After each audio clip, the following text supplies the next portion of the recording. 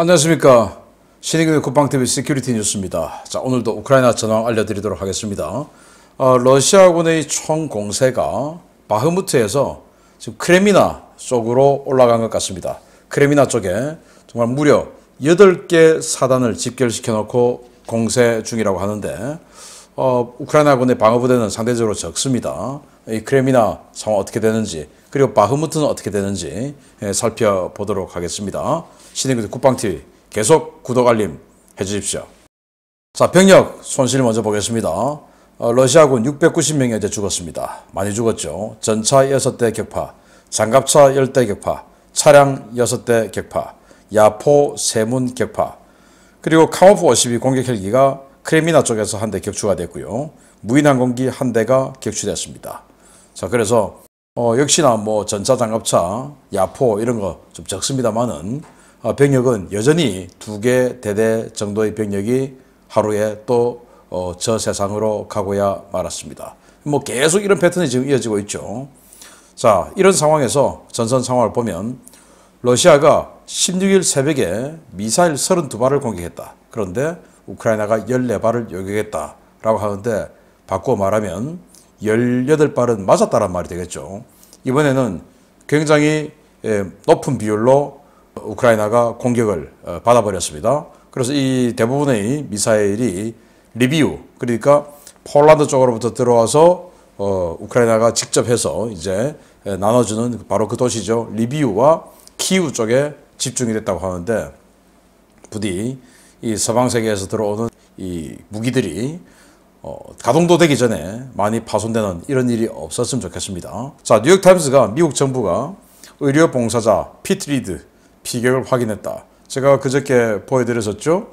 이 미국인인데 의료 봉사를 하고 있는 상황에서 러시아군이 코넷 대전차 미사일을 쏴가지고 죽인 그 사건, 거기에 그대로 캡처가 된 그 사건. 그래서 그 사람에 대한 신원을 미 정부가 확인을 했고 32살의 순수한 의료 봉사자였다고 합니다. 그래서 미국이 이 부분에 있어서 가만히 있지 않겠다라는 이야기를 했다고 하네요. 자, 스웨덴은 우크라이나에게 전투기를 공급하는 연합 창설을 지지한다. 지금 우크라이나에 전차 공급 연합이 구성되어 있죠. 근데 그걸 넘어서서 전투기 공급하는 연합 창설까지 지지한다라고 하고는 자신들은 뭐 줄 생각이 크게 없는 모양입니다. 그래서 처음에는 뭐 그리펜 전투기 줄 것 같다 이렇게 이야기를 했는데 지금 그리펜 전투기도 안 주는 걸로, 그래서 우리 거는 못 주지만 남의 걸 주는 건 찬성이야, 뭐 이런 스탠스인가요? 자, ASW는 러시아가 전장에서 손상된 장비를 신속하게 복구 못하고 있다. 반면에 우크라이나는 아주 신속하게 복구를 하고 있죠. 이를테면 우크라이나는 이런 식으로 뒀습니다. 러시아군 T-62 전차를 노예겠어요. 근데 T-62 전차가 노예에서 뭐 딱히 뭐 어디다 쓰겠습니까? 그러면은 그 쓸모없는 포탑 드러내고 거기다가 크레인 뭐 이런 거 연결해서 군안 전차로 쓴답니다. 그래서 뭐 장갑차라든지 이런 건 충분히 끌고 올 수 있으니까 T-62 힘이 좀 적어도. 그래서 그런 식으로도 아나바다 운동을 해서 쓰는데, 러시아는 그냥 파손되면 버리고 가버리고 해서 이 신속하게 복구를 못해서 계속 우크라이나는 이 전차 전력 또는 기계화 전력이 유지되고 있는데 러시아는 너무나 빠른 속도로 소진되고 있다라는 거예요. 자, 네덜란드가 서로 지금 뭐 진실게임 좀 하고 있는 상황인 것 같은데, 네덜란드가 레오파르트 2 전차 준다고 했죠. 그러다가 못 준다고 했습니다. 그게 네덜란드가 가지고 있는 레오파르트 2 전차가 독일로부터 임대한 거거든요. 그래서 독일의 반대로 우리는 전차 공유를 못하는 거다. 우리가 안 주고 싶어서 그런 게 아니다 라고 독일 또 핑계를 대었습니다. 뭐 그렇지만 우리는 우크라이나 이기는 걸 바라기 때문에 이 독일제가 아닌 순수한 우리 소유인 120mm 전차 포탄, 이거는 많이 줄게 하고는 120mm 전차 포탄은 많이 준다고 합니다. 뭐 그거라도 많이 준다고 하니까 다행입니다. 자, 우크라이나는 유럽이 당초 약속한 것보다 훨씬 적은 전차 공유를 한다. 처음에는 뭐 분위기 타서 저요 너도 뭐 이런 식으로 해서 뭐 200대 뭐 이런 식으로까지 올라갔었는데 지금은 75대, 그것도 장담할 수 없는 수준이라고 해서 굉장히 이제 실망감을 보이고 있는 우크라이나입니다. 자, 이유는 러시아가 2월 24일 전쟁 개전 1주년 기념일이죠. 그 앞두고 성과를 내기 위해서 지금 현재 벌어지고 있는 이 어마어마한 손실을 무시하고 계속 공격 명령을 내려서 더 큰 손실만 보고 있다라고 이유는 이야기하고 있고요. 젤렌스키 우크라이나 대통령은 이 현재 레즈니코프 이 우크라이나 국방장관을 경질하고 바꾸려고 했죠. 그런데 이 레즈니코프를 조금 더 유임 쓰겠다 이렇게 해서 신임을 했고요. 러시아의 파병 장병 이혼율이 급증하고 있다라는 거고, 반대로 우크라이나군은 이혼이 비율이 훨씬 더 낮아지고 있다라고 하는 통계가 있다고 하네요. 그런데 이제 이 러시아의 이 이혼율 급증은 남성 멸시 인식이 확대되기 때문이다라고 하는데, 이 뭐 남성 멸시 인식이 확대되는 게 갑자기 전쟁하고 무슨 상관일까요? 이를테면 용감하지 못하다 뭐 이런 건가? 아니면은 전쟁에서 지금 동성애가 판을 치고 있으니까 너도 했지 뭐 이런 식으로 해서 더럽다 뭐 이렇게 해서 이혼을 하는 건가요? 아무튼 이런 소식도 들어왔습니다. 자, 우크라이나 총참모부가 접경지대의 러시아 군용기 집결 정보는 틀렸다. 이유가 지금 이 우크라이나와 전쟁을 하고 있는 돈바스 이 지역의 남쪽 이 러시아 로스토프 온돈 지역이죠. 이 지역에 러시아 군용기, 전투기, 폭격기 이런 것들이 집결하고 있다라고 EU가 이야기를 했는데 그건 틀렸다. 아니 걔들이 바보가 아닌다면 그게 왜 오겠느냐? 왜 우리 포 사격권에 들어가는데 올 리가 없지 않느냐라고 이야기했는데 저는 이 말이 맞는 것 같습니다. 그리고 바그너 그룹의 수장이죠. 프리고진은 3, 4월은 되어야 바흐무트 점령이 가능하다. 지금 저런 식으로 바보 같은 이런 짓 해가지고는 안 된다. 그리고 우리 바그너가 들어가야 된다. 용감한 우리 바그너를 불러라. 지금 바그너 그룹이 완전히 배제되고 있는 이런 추세가 있으니까 계속 이제 비난전을 펴고 완전히 그냥 자신들의 뒤통수를 내부에서 치고 있는 이런 행태를 보여주고 있는 프리고진입니다. 이제 이번 전쟁 끝나면 프리고진이 정권을 잡든지 아니면 어딘가에서 조용히 사라지든지 둘 중에 하나가 될 것 같습니다. 자, 이런 전선 상황 바탕으로 주요 소식 들어갑니다. 얼마 전 방송에서 우크라이나가 바흐무트를 러시아군 전력 소진을 위한 함정으로 기획했다는 분석 전해드린 바 있는데요. 이 문제를 놓고 미국과 우크라이나 사이에 갈등이 빚어지고 있는 모양입니다. 미국은 바흐무트를 포기하고 즉각적인 공세에 나설 것을 요구하고 있지만 우크라이나는 바흐무트에서 러시아군을 더 많이 소진시키겠다며 뜻을 굽히지 않고 있습니다. 우크라이나 전쟁에 대한 전략 자문을 맡고 있는 미군 고위 관계자들이 우크라이나 당국에 바흐무트 전선 포기와 공세 집중을 요구하고 있지만 우크라이나가 이를 받아들이지 않고 있으며 우크라이나 정부는 바흐무트에서 러시아군에게 최대한의 손실을 입힌 뒤에 움직일 생각을 하고 있다고 인테르팍스 우크라이나가 현지 시각 2월 15일 보도했습니다. 매체는 미군 측은 우크라이나가 바흐무트를 방어하면서 춘계 공세를 벌이는 것은 불가능하다고 평가하면서 우크라이나 측이 바흐무트를 포기하고 춘계 공세에 집중하라고 요구하고 있다라며 우크라이나는 미국의 이 같은 요구에 반대하며 바흐무트 전선을 유지하고 있다라고 전했습니다. 실제로 우크라이나군은 현지 시각으로 2월 15일 바흐무트 북부 러시아군 공세 지역에서 역습을 시도하며 크라스나호라 일대에 러시아군을 강타했는데요. 우크라이나군은 크라스나호라와 바흐무트 도심 동부 지역의 공업지대에서 러시아군을 상당 수준까지 밀어내는 데 성공했습니다. 바흐무트 전선 방어전의 우크라이나군 주력은 국제군단 등 경보병 부대와 포병인데요. 이들은 텔레그램 채널을 통해 일부 언론에 보도된 교량 폭파는 석 달 전에 있었던 일이고 바흐무트에서 대피한 사람들은 모두 민간인이기 때문에 바흐무트 철수설은 사실 무근이라고 밝혔습니다. 이들은 바흐무트 도심 지역을 맡고 있는 부대는 개전 초 키우 북부 전선에서 활약했던 베테랑 대원들이며 보급과 화력 지원도 충분하기 때문에 시가전에서 밀릴 이유가 없다라며 적들의 수장이 인정한 것처럼 바흐무트가 저들의 손에 떨어지는 일은 없을 것이다 라고 단언했습니다. 이와 관련해 한나 말리아르 우크라이나 국방부 차관은 공수군과 함께 바흐무트 전역의 주공 전력인 바그너 그룹은 투입 병력의 80% 이상을 잃은 상태라며 저들은 이른바 자폭 군대를 통해 끝없이 돌진해오고 있지만 이러한 공세가 언제까지 계속될 수는 없을 것이다 라고 평가했습니다.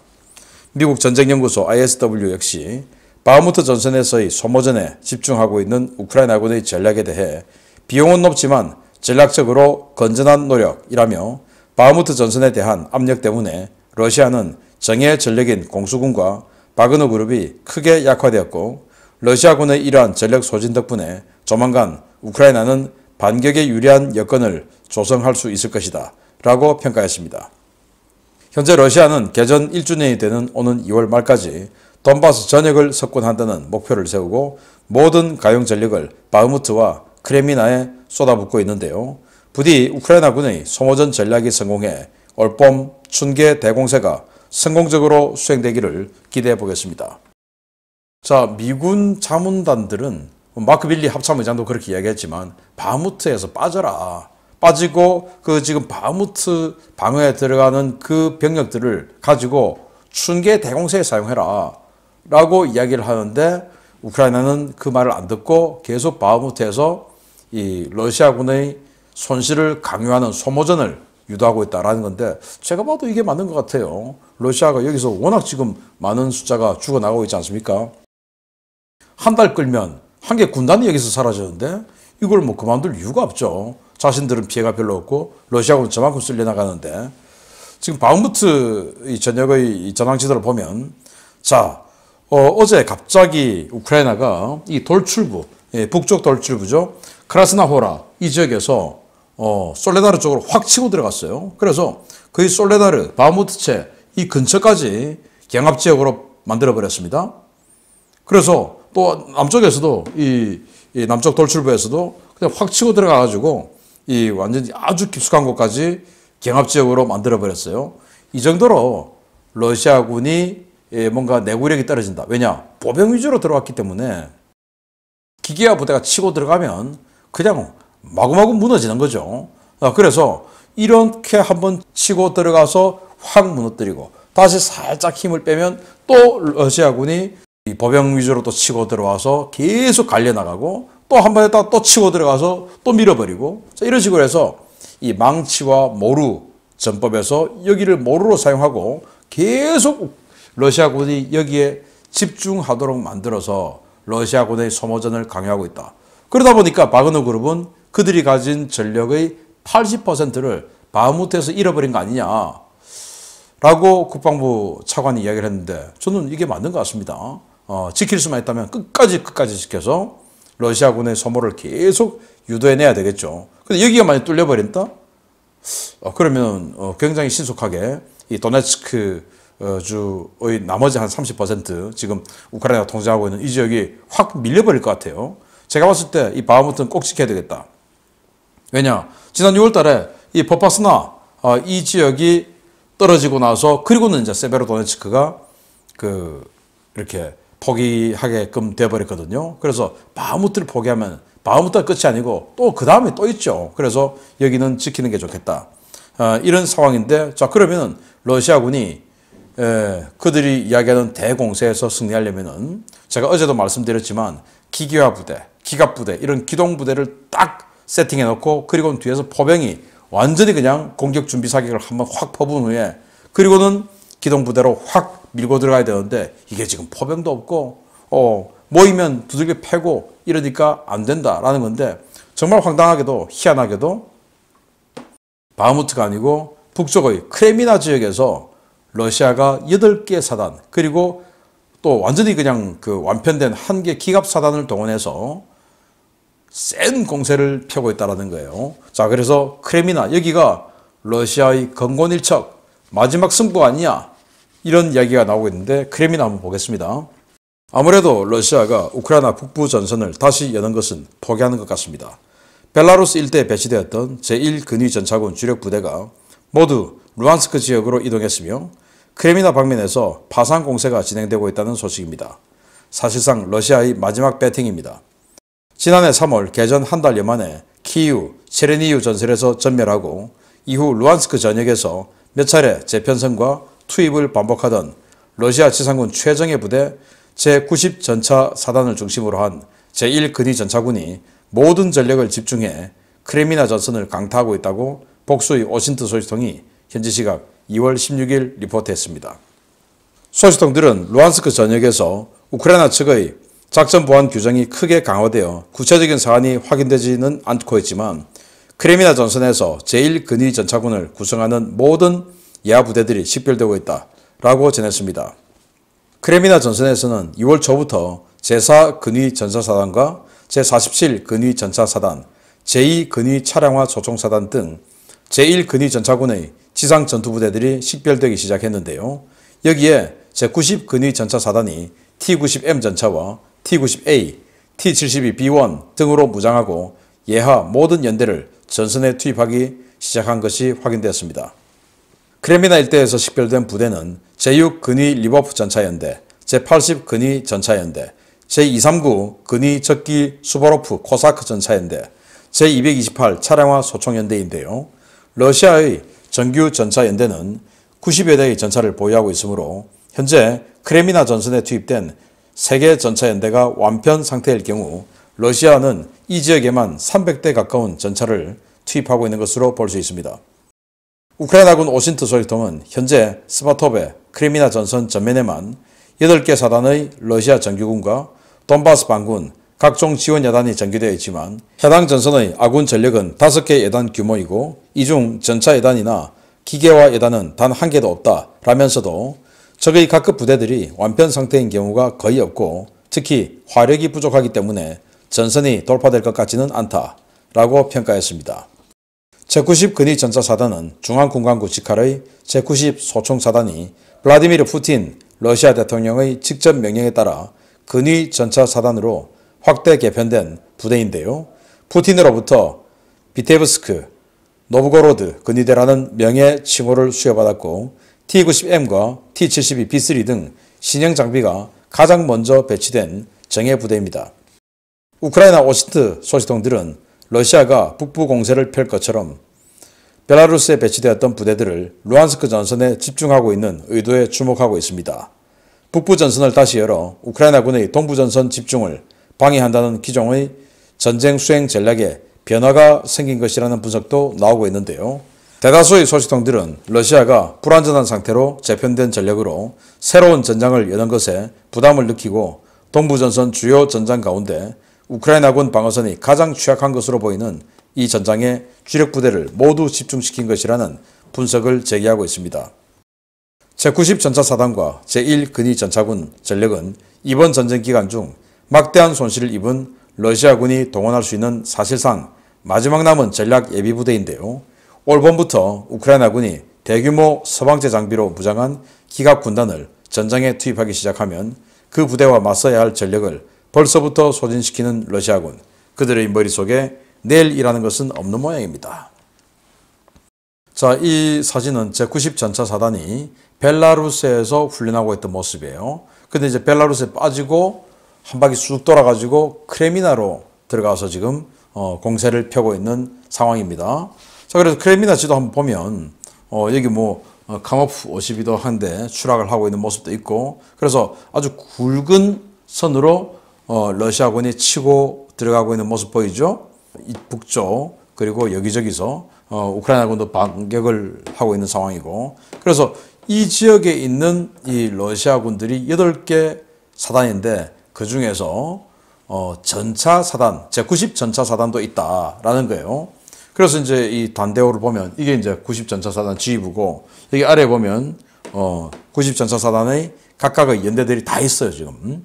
다 있는데 물론 한 개 연대가 한 전차 90대쯤 되는데 이게 뭐 다 있다는 거 아니고 편제된 것보다 주로 뭐 한 30%, 많아도 30%, 뭐 이 정도밖에 안 된다고 하니까 뭐 900대, 뭐 300대 이런 거는 다 헛소리고 어쨌든 그래도 부대는 여기 다 있다. 그래서 여기 보시면 차량화 소총 연대, 또 공수연대, 공수, 또 뭐 여기는 이제 기보, 뭐 온갖 부대가 지금 다 있습니다. 자, 이렇게 해서 우크라이나를 치고 있는데 우크라이나는 순수한 보병 위주로 지금 방어전에 임하고 있지만 그래도 포병 화력 그리고 항공 지원 화력 이런 화력이 우크라이나가 더 세기 때문에 막아내고 있다라는 거고 여기는 이 정도 전력을 집결시켜 놓았지만 화력이 즉 포병이 태부족해서 이 전력의 효과를 보지 못하고 있다. 그런데 이런 식으로 전차 사단까지 이 전선에 투입해서 갈아넣고 나면은 나중에 이제 서방제 전차들 레오파르트 A4, 챌린저 2 이런 걸로 무장한 우크라이나군이 거의 사단급 군단급으로 치고 들어왔을 때 이때 이제 한번 세게 부딪혀줘야 할 이 전력들이 지금 이런 식으로 갈려나가고 나면 그때는 어떻게 할 거냐라는 것에는 러시아는 할 말이 없다는 거죠. 왜? 오늘 이 오늘을 숙청당하지 않고 넘어가야 되기 때문에 그렇다라는 거예요. 그래서 이 크레미나에서 8개 사단이 물론 뭐 8개 사단이 있다고 해서 우리 상식처럼 뭐 8만 명 뭐 이건 아니지만 8개 사단이 집결해서 우크라이나를 때리고 있는데 부디 우크라이나가 순수한 보병 5개 예단 뭐 한 10,000명 되겠죠. 이걸로 잘 지켜내어서 다음 달 이후에 있을 대반격에서 큰 성과를 올려주기를 기대합니다. 계속 알려드리겠습니다. 마치겠습니다. 감사합니다.